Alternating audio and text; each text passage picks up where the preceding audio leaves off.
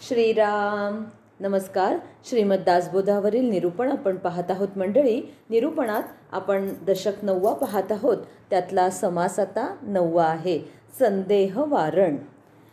आता समर्थ या समासात आपल्याला कुठल्या शंकेचं निवारण करणार आहेत ते आपण हळूहळू पाहणार आहोत.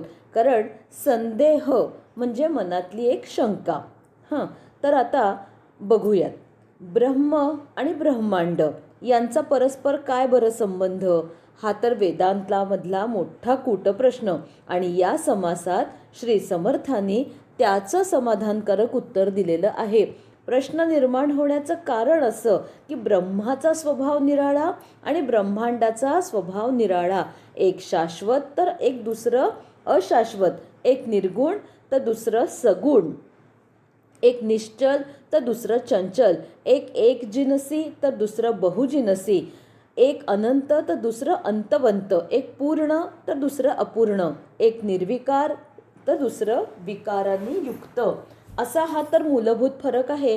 हा आपण अनेक वेळेला आत्तापर्यंत समर्थांनी आपल्याला समजावून दिलेलाच आहे. त्यामुळे बहुधा आता ही गोष्ट अगदी स्पष्ट झाली असेलच. आता समर्थ आपल्याला सांगतायत की ब्रह्म व्यापक आहे आणि ब्रह्मांड व्यापी आहे. खरं म्हणजे एका ब्रह्माखेरीज दुसरं काही अस्तित्व नाही आहे. जे आहे ते सगळं ब्रह्म आहे. विश्वामध्ये जे दिसतं ते ब्रह्मातूनच तर निर्माण होतं. त्यानेच तर सगळं केलं नाही का? मग त्याच्यामुळेच ते जगतं आणि त्याच्यातच ते लय पावतं. असं असून सुद्धा विश्व निर्माण करून त्यामध्ये ब्रह्म शिरलं असं श्रुती सांगते. अर्थात विश्व ज्या स्वरूपात आपल्याला दिसतं त्या स्वरूपात ते ब्रह्म नाही. म्हणून मूळ प्रश्नाकडे पाहण्याच्या 2 दृष्टी. एक अशी की ब्रह्मस्वरूपाकडून पाहिलं तर अखिल विश्व ब्रह्ममय दिसतं आणि विश्वाकडून पाहिलं तर नामरूपात्मक दृश्याच्या अंतर्यामी ब्रह्म वास करतं. आपल्या इंद्रियांना दिसणारा विश्वाचा जो पसारा आहे तो मूळ ब्रह्माचा विलास आहे. आपण द्वैत खरं मानणारी माणसं. आपली अवस्था ही लहान मुलासारखी असते. एकाच लाकडापासून, आता खेळणीवाल्याकडे बघा, लाकडी खेळणीवाला असेल किंवा मातीची खेळणी असतील. दिवाळीत विशेषतः किल्ले सजवायलाही मातीची खेळणी आपली आणली जातात. बाकीच्या काही ठिकाणी आवर्जून जातो न जातो, पण दिवाळीतली ही खेळणी मात्र चित्र म्हणतो आपण त्याला, मातीची. एकच मातीचा गोळा बनतो आणि मग त्याच गोळ्यापासून शिवाजी महाराज बनतात, मावळे पण बनतात, ती भाजीवाली बनते, दूधवाली, नंतर त्याच्यातच तो म्हणजे शिवाजी महाराजांचे शत्रूंची पण काही वेळेला रूपं बनतात. त्यांच्याशी मारामारी करणारे मावळे दाखवले जातात. गाय असते, घोडा असतो, कुत्रा असतो, तुळशी वृंदावन असतं. किती किती प्रकार त्या किल्ल्यावरच्या चित्रात. केवढं ते मनोराज्य आणि स्वप्नराज्य आहे लहान मुलांसाठी. त्यांच्या म्हणजे बुद्धीला चालना देण्यासाठी, त्यांच्या कार्यशक्तीला गती देण्यासाठी हे काही ना खूप सुंदर उपक्रम आहेत आपल्याकडे. आजही हा उपक्रम म्हणजे दिवाळीत किल्ले बनवण्याचा उपक्रम आधुनिक पद्धतीनं खूप नीटनेटका पण सुंदर स्वरूपात आवर्जून अनेक ठिकाणी साजरा केला जातो. तर सांगायचं मुद्दा असा आहे की हे जे सगळे प्राणी असतात हे त्यामध्ये त्या मुलं त्यांचं भावविश्व निर्माण करतात. बरोबर आहे की नाही? त्यांना सगळं ते खरं वाटतं. म्हणजे दिवाळीचे सगळे ते 5-6 दिवस त्याच्या आधीपासून ते किल्ले बनत असतात आणि त्याच्यानंतर कित्येक वेळेला हा किल्ला जो आहे तो पुढे म्हणजे कर्नाटकात वगैरे तर अशी पद्धत आहे की पांडव पंचमीपर्यंत सुद्धा हा किल्ला ठेवायचा. पांडव पंचमी म्हणजे भाऊबीजेच्या नंतर तृतीया, चतुर्थी म्हणजे विनायकी चतुर्थी झाली की मग येणारी ती पांडव पंचमी, तिथपर्यंत हा किल्ला ठेवतात. आणि पांडव पंचमीला मात्र मग त्या पांडवांचं पण त्या विसर्जन असतं. ते पांडव म्हणजे मातीचे केलेले 5 पांडव असतात, त्यांनासुद्धा वनवासात धाडायचं असतं. त्याच्याबरोबरच ह्या किल्ल्यांचं पण विसर्जन होतं. मुलांचं किती सुंदर भावविश्व तयार होतं ना. सगळं त्यांना खरं वाटतं. म्हणजे सकाळ संध्याकाळ मुलं त्या किल्ल्यापाशीच सगळा वेळ घालवतात. तिथे अगदी राखण करायला बसलेली असतात. त्या चित्रांशी ती बोलतात, गप्पा मारतात. सगळं त्यांना खरं वाटतं की नाही. आणि हे सगळं मातीचं आहे असा त्यांच्या मनात कुठे विचारच नसतो. त्यांच्यासाठी ते शिवाजी महाराज असतात. त्यांचं म्हणजे लहान वयात त्यांना हे जे बाळकडू प्राप्त झालेलं आहे की शिवाजी महाराज हे आपल्या उभ्या महाराष्ट्राचं दैवत आहे. त्यांच्यासमोर आपण नतमस्तकच व्हायचं आहे. म्हणजे अगदी आकार नसलेला ओबडधोबड मातीचा नुसता डोंगरासारखा किल्ला बनवला तरी त्याच्या अग्रभागी शिवाजी महाराजांची स्थापना करण्यात येते. तर हे सगळं म्हणजे मुलाला सगळं किती त्याच्यात समान वाटत असतं की हे सगळं मावळे शिवाजी महाराज हे एक त्याचं बालविश्व असतं. आणि मग त्याच्यात कितीही म्हणजे विविधता असली तरी त्याच्यासाठी किल्ला हे एक विश्व असतं. त्या विश्वातले हे सगळे छोटे छोटे बारीक धागे असतात. मग काय आहे तर समर्थ आता आपल्याला सांगतायत की स्वस्वरूपाच्या अज्ञानामुळे आपल्याला भ्रम होतो.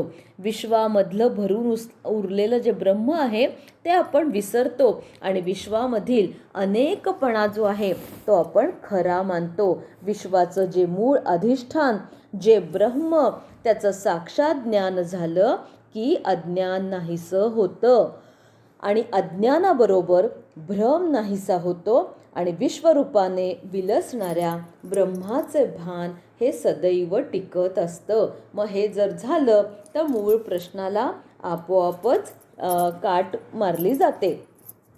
आता समर्थ म्हणतात श्रीराम ब्रह्मवारिता वारेना ब्रह्मसारिता सरेना ब्रह्म काही वो सरेना एकीकडे श्रीराम ब्रह्मभेदिता भेदेना ब्रह्मछेदिता छेदेना ब्रह्मपरते होयेना केले तरी श्रीराम ब्रह्मखंडेना अखंड ब्रह्मी नाही दुसरे बंड तरी कैसे हे ब्रह्मांड सिरकलेमध्ये श्रीराम पर्वत पाषाण शिळा शिखरे नाना स्थळे स्थळांतरे भूगोळ रचना कोण्या प्रकारे जाली परब्रह्मी श्रीराम. समर्थांचं ना खरंच ज्ञान जे आहे ना ते अलौकिक आहे. बघा ना, मी आधीच्याही समासामध्ये वारंवार याचा उल्लेख केला आहे. फिजिक्स म्हणावं, केमिस्ट्री म्हणावी, बायोलॉजी म्हणावं, जॉग्रफी म्हणावं किंवा ह्युमन सगळी ॲनाटॉमी आहे, फिजिओलॉजी आहे, तर्कशास्त्र घ्या तुम्ही. पुढे आपण समर्थ राज्यशास्त्र किंवा राज्य कसं करावं, राज्यकारभार कसा करावा याच्याविषयीसुद्धा आपल्याला बहुमोल असं मार्गदर्शन करणार आहे. त्याच्यामध्ये म्हणजे अर्थशास्त्र म्हणा, गुप्तहेर रचना म्हणा, कुठला म्हणजे भाषेचा विकास म्हणून मराठी वाङ्मय म्हणा, धार्मिकता घ्या, आध्यात्मिकता घ्या, कुठलाही विषय असा नाही की जो समर्थांनी या संपूर्ण दासबोधामध्ये हाताळलेला नाही. सगळे विषय, सगळ्या विषयांचा परामर्श घेऊन आपल्याला हे बहुमोल असं मार्गदर्शन समर्थांनी केलेलं आहे. आता समर्थ म्हणतात की ब्रह्माचं निवारण करू लागलं तर ते करता येत नाही. त्याला बाजूला सारावं म्हटलं तर तेही जमत नाही. एका बाजूला साठवावं तेही नाही. मोडावं म्हटलं मोडता येत नाही. त्याला भोग पाडावं म्हटलं तसं जमत नाही. त्याला मागे ढकललं ते जात नाही. ब्रह्म अखंड आहे, त्याचे तुकडे पाडता येत नाहीत. ते एकजिन्सी आहे, त्याच्यामध्ये त्याच्या वाचून दुसरं काही नाही. आणि असं असता त्याच्यामध्ये हे ब्रह्मांड शिरलं कसं, हा मूळ प्रश्न आहे. पर्वत, पाषाण, शिळा, शिखरं, नाना प्रकारची स्थानं, ही जड पृथ्वीची रचना सूक्ष्म परब्रह्मामध्ये झाली तरी कशी? आता त्याची पुन्हा उत्तरं आपल्याला पुढे मिळणारच आहेत. पृथ्वी ब्रह्मामध्ये आहे, तसंच ब्रह्मसुद्धा पृथ्वीमध्ये आहे. नीट पाहिलं तर पृथ्वी आणि ब्रह्म एकमेकांमध्ये आहेत असं प्रत्यक्ष आढळतं. ब्रह्मामध्ये पृथ्वीनं जागा व्यापली आहे आणि पृथ्वीच्या अंतर्यामी ब्रह्म आहे. विचार केला तर पृथ्वी आणि ब्रह्म यांचा हा परस्पर संबंध प्रत्यक्ष अनुभवायला येतो. ब्रह्म सूक्ष्म आहे म्हणून ब्रह्मांडाचा भेद करून त्याच्या अंतर्यामी राहतं, परंतु ब्रह्मांड स्थूल आहे, जड आहे. त्याने ब्रह्माचा भेद करून त्यात जागा व्यापावी हे मात्र जरा विपरीत वाटतं.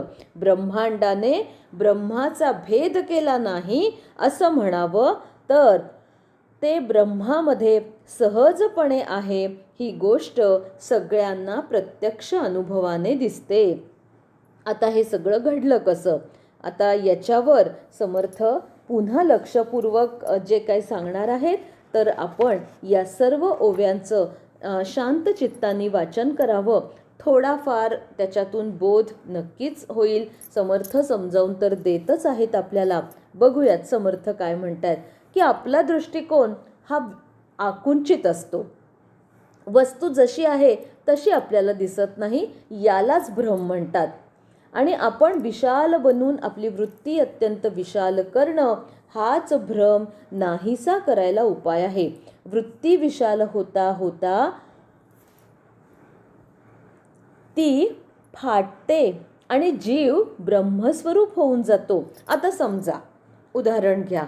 समर्थांची प्रत्येक मुद्दा समजावण्यासाठी अशी वेगळी वेगळी आणि अतिशय उचित अशी उदाहरणं आहेत की उदाहरणं वाचता वाचता आपण थक्क होतो आणि कधी ते मनाला पटतं, मान नकळत डोलवली जाते, आपल्यालाच समजत नाही.